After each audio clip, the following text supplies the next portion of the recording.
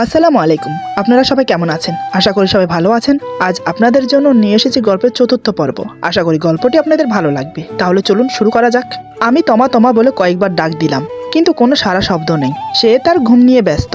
এবার আমি ওর গায়ে হাত দিয়ে ডাকলাম, তাতেই যেন বিপত্তি হলো। হঠাৎ করে তমা আমার হাত ধরে বুকের সাথে চেপে ধরে, আমার হাতটাকে ডলপুতুলের মতো বুকের সাথে জড়িয়ে ধরে।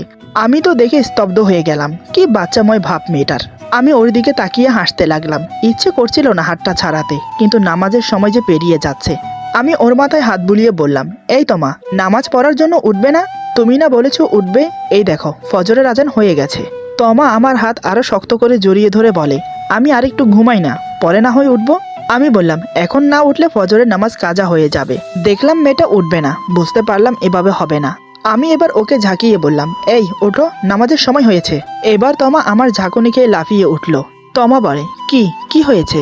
আমি বললাম, নামাজ পড়বে, অজু করে আসো। তমা তখনও আমার হাত ধরে আছে, অন্য হাত দিয়ে চোখ মুছে বলে, ঠিক আছে। আমি বললাম, তাহলে আমার হাত ছাড়ো, আমিও তো নামাজ পড়বো। তমা বলে, ও সরি। এই বলে আমার হাত ছেড়ে দিল। আমি বললাম, অজু করে আসো। আমিও অজু করে আসছি, তারপর একসাথে নামাজ পড়বো। তমা বলে, মসজিদে যাবে না? আমি বললাম, না, আজ আমি তোমার সাথে নামাজ পড়বো। এই বলে আমি অজু করতে গেলাম। তমাও উঠে অজু করতে গেল। এরপর আমরা দুজন একসাথে নামাজ আদায় করলাম। নামাজ শেষ করে আমি বিছানায় শুয়ে পড়ি। আমার সাথে সাথে তমাও এসে শুয়ে পড়ে। তমার চেহারা দেখে বুঝতে পারছি ওর ঘুমের রেশ এখনো কাটেনি। তাই আমি আর কোনো কথা বললাম না। প্রায় ঘন্টাখানেক ঘুমিয়ে উঠে পড়লাম। আমার আগেই তমা উঠে গেছে। আমি ফ্রেশ হয়ে নাস্তা করে অফিসে চলে গেলাম। সেদিন দিনটা ভালোই কাটলো। রাতে তোমার সাথে ঘনিষ্ঠ কিছু মুহূর্ত কাটিয়েছি, সেগুলোই সারাদিন মাথায় ঘুরপাক খাচ্ছে। মেয়েটাকে যে দিন দিন আরো বেশি ভালোবেসে ফেলছি। ওর সঙ্গ পেতে খুব মন চায় সারাক্ষণ ওর চোখে চোখ রেখে ওর হাতে হাত রেখে বসে থাকি। মুখ ফুটে বলে দেই আমি ওকে অনেক ভালোবাসি।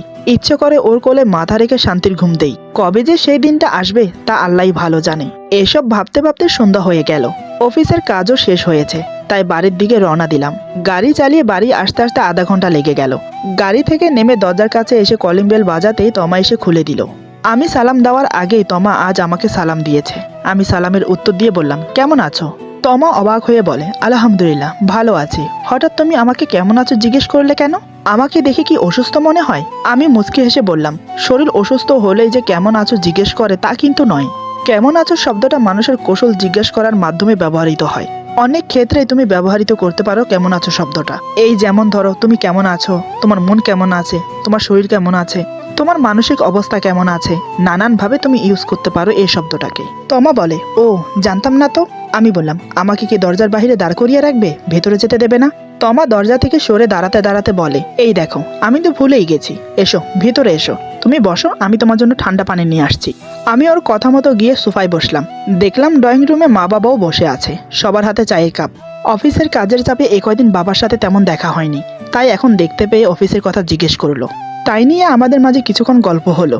এরপর আমি উঠে চলে গেলাম রুমে। শরীরে কাপড় ছেড়ে ফ্রেশ হয়ে নিলাম। কিছুক্ষণ পর রাতের খাবারের জন্য ডাকা হলো। সবাই একসাথে বসে রাতের ডিনার শেষ করলাম। আমি এসে শুয়ে পড়েছি। তারই আধা ঘন্টা পর তমা আসে। আমি চোখ বন্ধ করে শুয়ে আছি দেখে তমা ভাবে আমি ঘুমিয়ে পড়েছি। সে এসে আমার সামনে দাঁড়ায়, তারপর ঝুঁকে পড়ে আমার মুখের উপর হাত নাড়ে আর বিড়বিড় করে বলে, কি ব্যাপার, ঘুমিয়ে গেল নাকি আজ এত তাড়াতাড়ি? আমি চোখ বন্ধ রেখেই বললাম, ঘুমাইনি এখনো, ঘুমানোর জন্য চেষ্টা করছি, কিছু বলবে?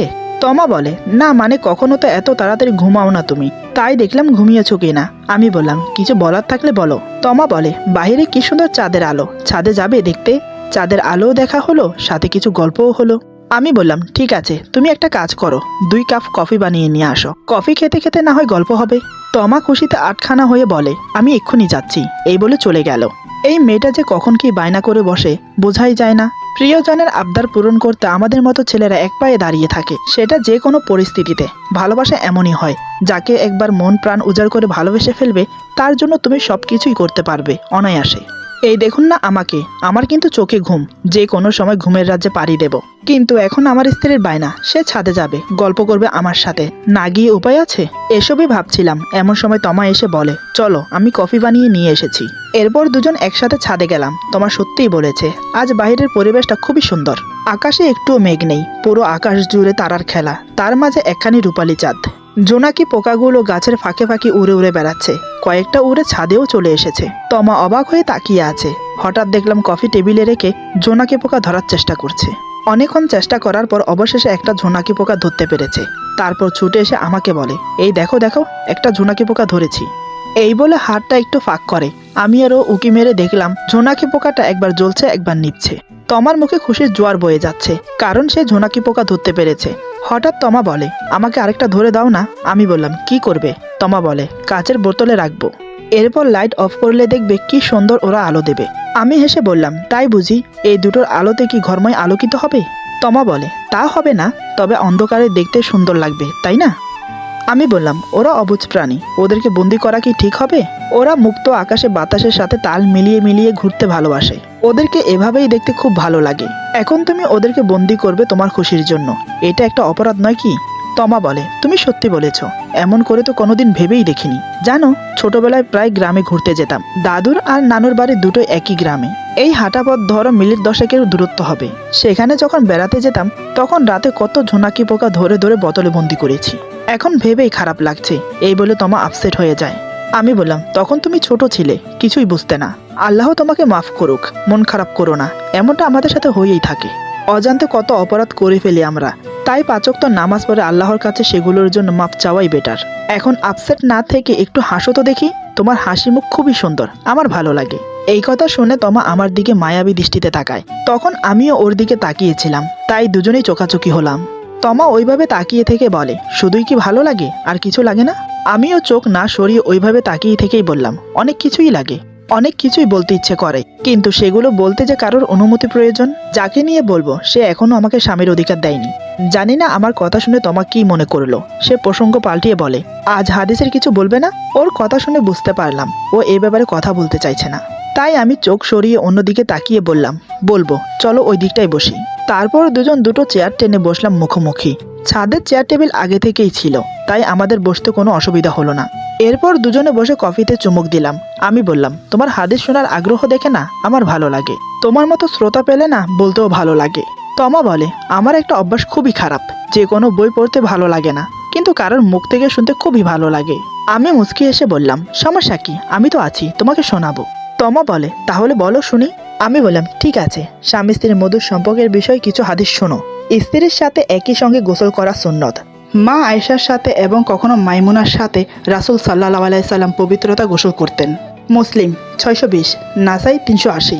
স্ত্রীর ব্যবহার করা মেসওয়াক দিয়ে মেসওয়াক করা সুন্নত।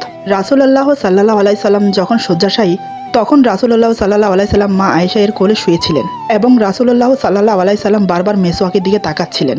কিন্তু রাসূল সাল্লাল্লাহু আলাইহি সাল্লাম এতটাই অসুস্থ ছিলেন যে মেসওয়াক চিবোতে পারবেন না। তাই মা আয়েশা মেসওয়াক চিবিয়ে দেন এবং রাসূল সাল্লাল্লাহু আলাইহি সাল্লাম ওই মেসওয়াক দিয়ে মেসওয়াক করেন। হাদিসে এভাবে লালা একত্রিত হওয়ার কথা উল্লেখ রয়েছে। বুখারী 5226।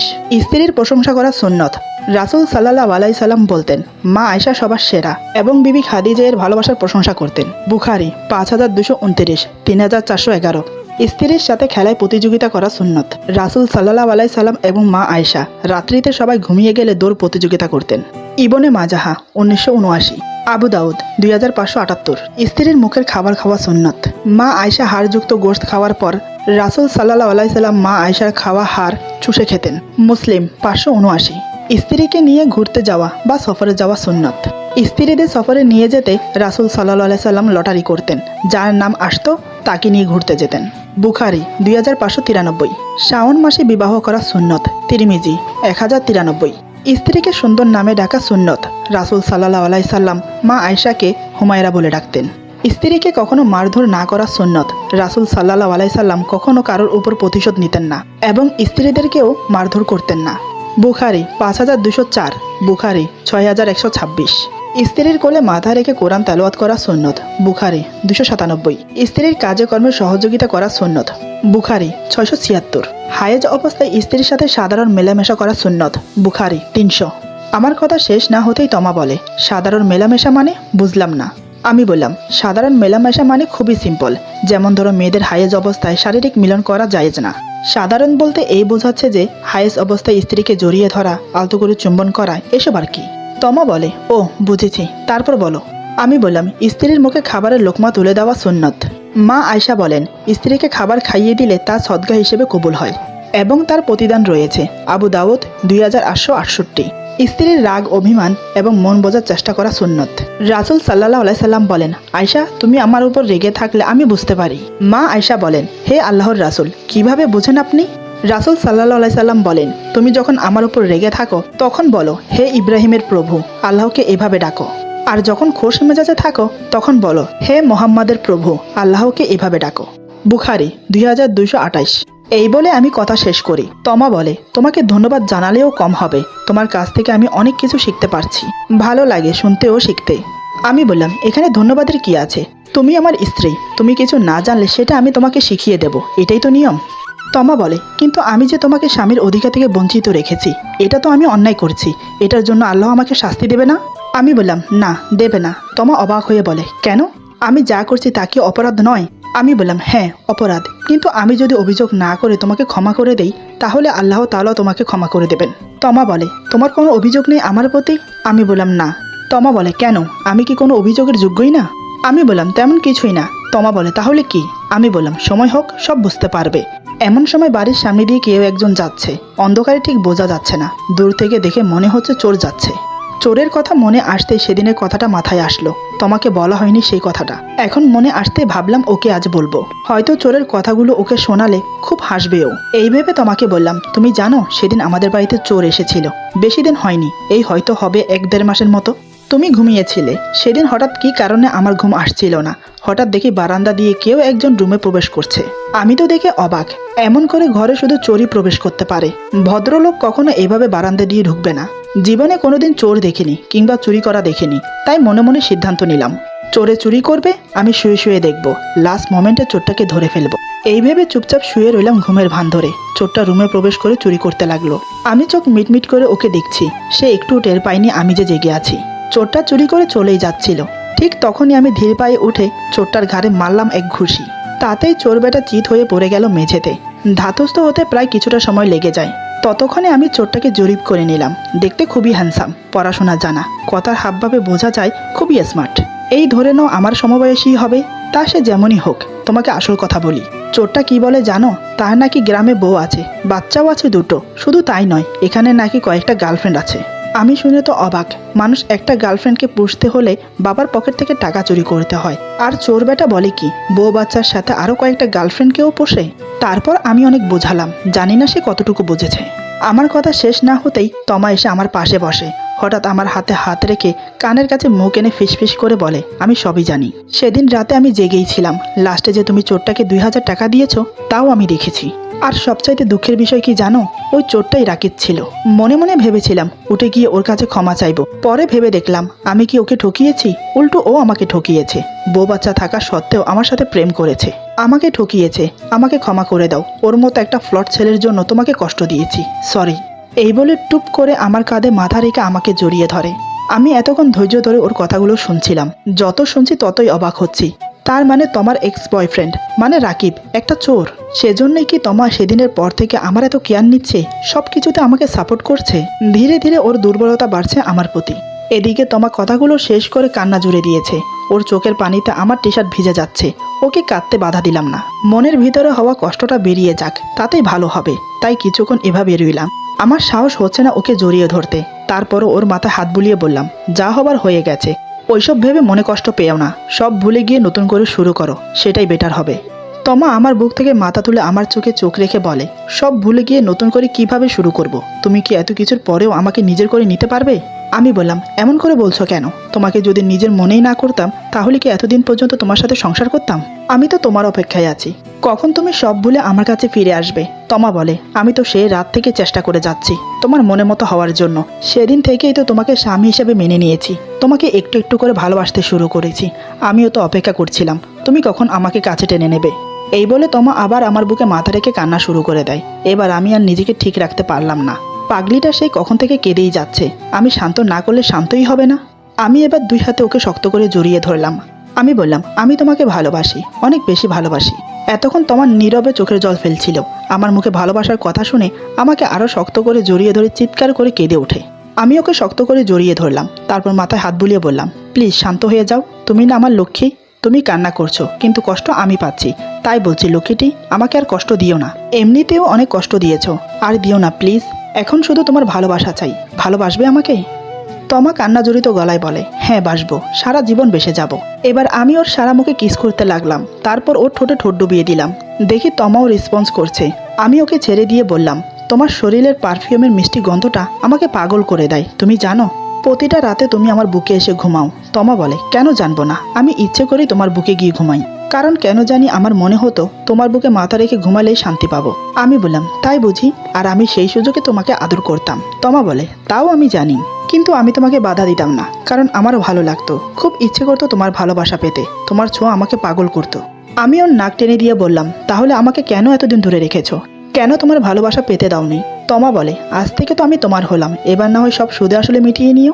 আমি বললাম, তা তো নেবই। এই বলে ওর ঠোঁটে ঠোঁট আবার ডুবিয়ে দিলাম। তমা আমার গলা জড়িয়ে ধরে আছে। কিছুক্ষণ পর তমা বলে, আচ্ছা একটা কথা বলো তো। আমি ওর নাকে নাক ঘেঁষে বললাম, কি কথা বলো? তমা আমার গলা জড়িয়ে ধরে বলে, আমি যখনই তোমার কাছে এসেছি ততবারই তুমি আমাকে জড়িয়ে ধরে শুধু কিস করেছো, তাও আবার একসাথে অনেকগুলো। আমার মনে হয় কি জানো? আমি বললাম, কি মনে হয় তোমার? তমা বলে, আমার মনে হয় তুমি কিস করতে অনেক পছন্দ করো। আমি ওর মাথায় একটা চুমু খেয়ে বললাম, তুমি একদম ঠিক ধরেছ, আমি কিস করতে অনেক পছন্দ করি।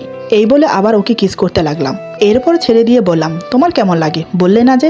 তমা আমার কপালে চুমু খেয়ে বলে, আমার তো বেশ লাগে যখন তুমি আমাকে কিস করো। আমি বললাম, তাই বুঝি জেগে থেকেও চুপচাপ থাকতে? তমা বলে, কি করব বলো, আমি নড়ে চড়ে উঠলে তুমি আমাকে ছেড়ে দাও, তাই তো যতক্ষণ সম্ভব ততক্ষণ না নড়ে চুপ থাকি। আমি ওর নাক টিপে বললাম, ওরে দুষ্ট, তলে তলে এত দূর আর আমি কিছুই জানি না? তমা আমার বুকে মাথা রেখে বলে, তুমিও তো কম যাও না প্রতিদিন রাতে চুপিসারে আমাকে আদর করতে। আমি ওর কথা শুনে আর হাসি থামিয়ে রাখতে পারলাম না, হো হো করে হেসে উঠলাম। আমাকে হাসতে দেখে তমা বলে, কি হলো, তুমি হাসছো কেন? আমি বললাম, না হেসে কি করব বলো? তমা বলে, আমি কি হাসির কিছু বলেছি নাকি?